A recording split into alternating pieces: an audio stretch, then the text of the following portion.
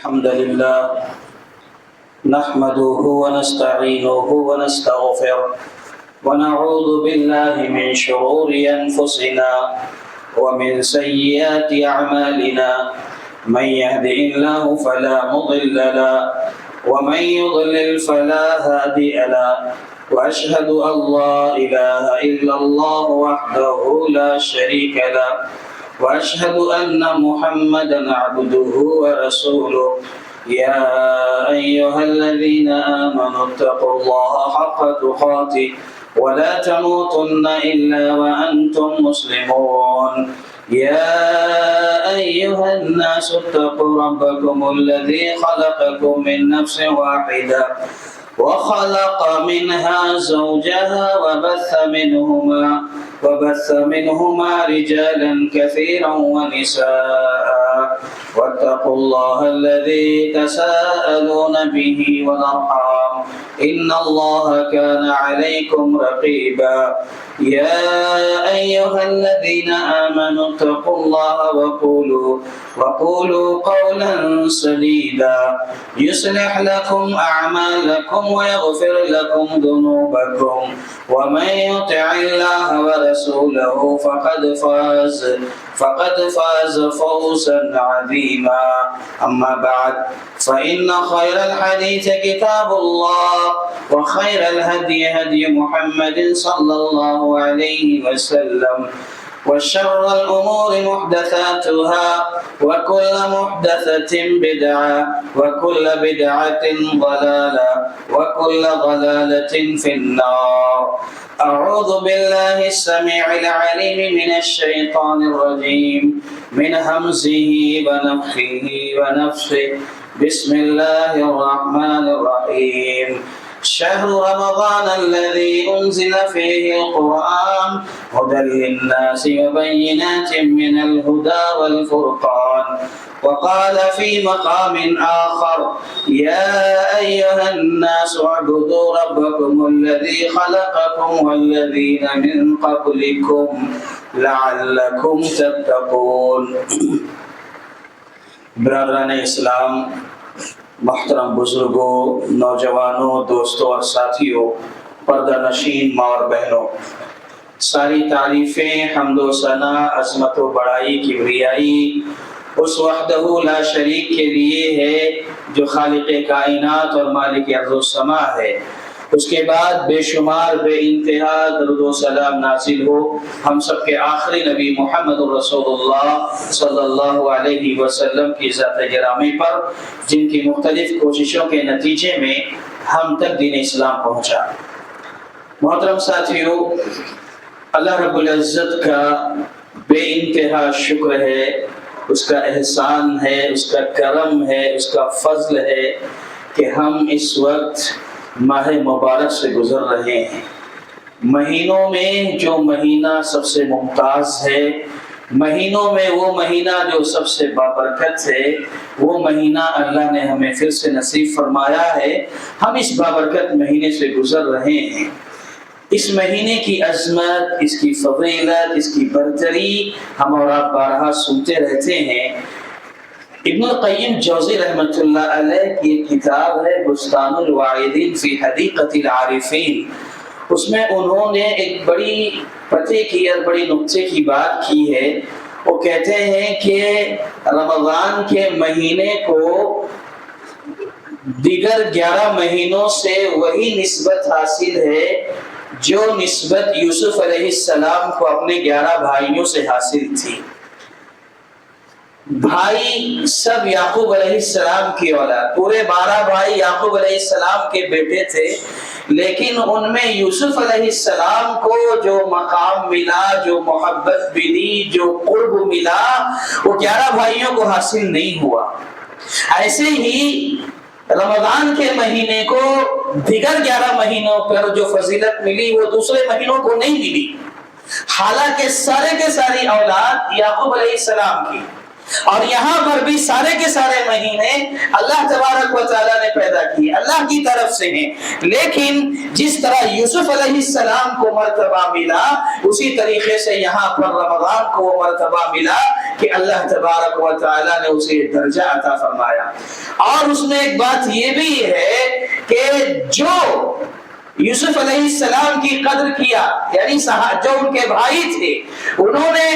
جیسے یوسف علیہ السلام کی قدر کرنی چاہیے تھی نہ کی، تو یوسف علیہ السلام کی قدر نہ کر کے، ان کا مقام و مرتبہ نہ پہچان کر کے، ان کی عزت نہ کی بھائیوں نے، تو وہ خسارے میں رہے، نقصان میں رہے، پریشان رہے، گھاٹے میں رہے۔ تو اسی طریقے سے اس رمضان کو پا کر جو اس مہینے کی قدر نہ کر سکے،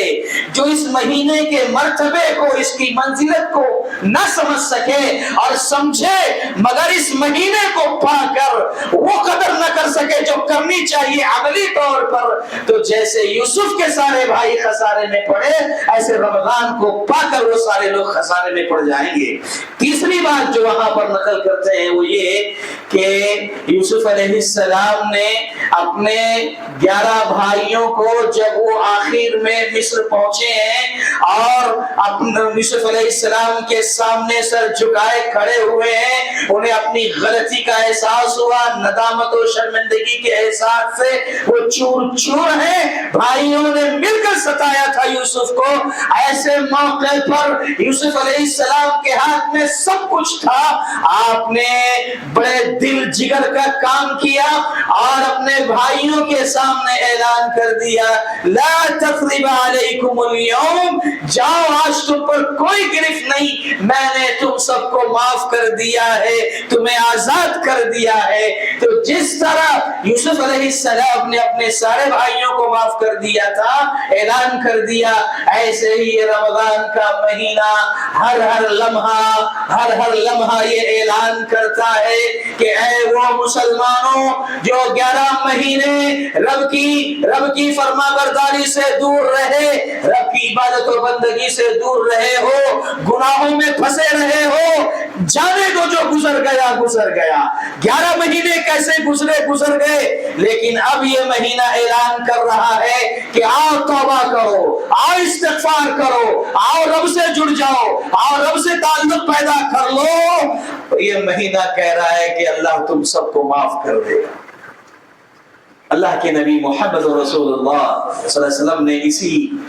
طرح سے کہا تھا، وہ حدیث جو بڑی مشہور ہے، من صام رمضان ایمانا واحتسابا غفر له ما تقدم من ذنبه، من قام رمضان ایمانا واحتسابا غفر له ما تقدم من ذنبه، من قام ليلة القدر ایمانا واحتسابا غفر له ما تقدم من ذنبه۔ تو میرے بھائیوں، یہ ہم سب کے لیے بڑے شرف کی، سعادت کی، فضیلت کی بات ہے کہ یہ بابرکت مہینہ ہمارے درمیان ہے۔ ہم اس مہینے میں رب کے سامنے کھڑے ہو کر کے اپنے گناہوں کی معافی مانگ سکتے ہیں۔ پہلی فرصت میں اللہ سے دعا کریں کہ اللہ اس بابرکت مہینے سے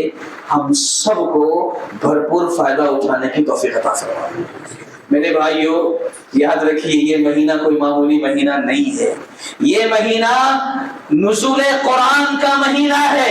اس مہینے میں قرآن مجید نازل ہوا ہے، تو ایک کام، سب سے پہلا کام اور جو روزے کے بعد ہم کو کرنا چاہیے، رمضان کے روزے جو رکھتے ہیں اس روزے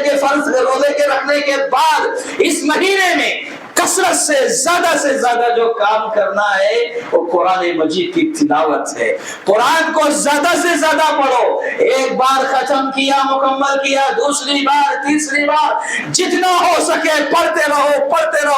رہو۔ یہ قرآن اس مہینے میں نازل ہوا، اس لیے علماء سلف صالحین اپنی ساری مصروفیات کو چھوڑ کر رمضان کے مہینے میں بس صرف قرآن پڑھتے رہتے تھے، مطالعہ کرتے رہتے تھے، قرآن کی تلاوت میں ہمہ وقت مصروف رہا کرتے تھے۔ اس لیے جتنا ہو سکے زیادہ سے زیادہ قرآن پڑھا کرو۔ اور اللہ کے نبی محمد رسول اللہ صلی اللہ علیہ وسلم کو ہر سال اسی رمضان میں جبرائیل آتے تھے، کان جبرائیل یلقاہ فی کل لیلۃ من رمضان کہ رمضان کی ہر رات میں جبریل علیہ السلام آیا کرتے تھے فیدارسہ القرآن اور اللہ کے نبی محمد رسول اللہ صلی اللہ علیہ وسلم کو قرآن کا دور کرایا کرتے تھے۔ تو میرے بھائیوں یہ معمولی مہینہ نہیں ہے، اس مہینے میں سب سے بڑا کام روزے کے بعد اگر کوئی ہے تو قرآن کو پڑھنا ہے، زیادہ سے زیادہ پڑھنا ہے، کثرت سے پڑھنا ہے اور پڑھتے رہنا ہے، ذرا بھی چوک نہیں ہونی چاہیے۔ میں اللہ سے دعا کرتا ہوں کہ اللہ مجھے بھی اور آپ سب کو بھی، خواتین کو بھی، چھوٹوں کو، بڑوں کو، بوڑھوں کو، بزرگوں کو، مرد کو، عورتوں کو، اللہ سب کو توفیق عطا فرمائے کہ قرآن مجید کثرت سے پڑھیں۔ ماشاءاللہ جمعہ کا دن تھا، ہم جب مسجد میں داخل ہوئے دیکھا ایک بڑا طبقہ ماشاءاللہ قرآن مجید کی تلاوت کر رہا ہے، ہر جمعہ کرتا ہے، لیکن آج کا ماحول ذرا کچھ الگ تھا۔ کیوں نہ ہو، یہ رمضان کی برکت ہے، رمضان کی عظمت ہے۔ بہرکیف ایک بات اور بتا دوں کہ رمضان کے اس مہینے میں جہاں قرآن کو پڑھنا اجر و ثواب کا کام ہے، وہیں پر قرآن کو سننا بھی اجر و ثواب کا کام ہے۔ قرآن کا سننا، سنانا یہ بھی بہت بڑا ثواب کا کام ہے۔ میرے بھائی دیکھو،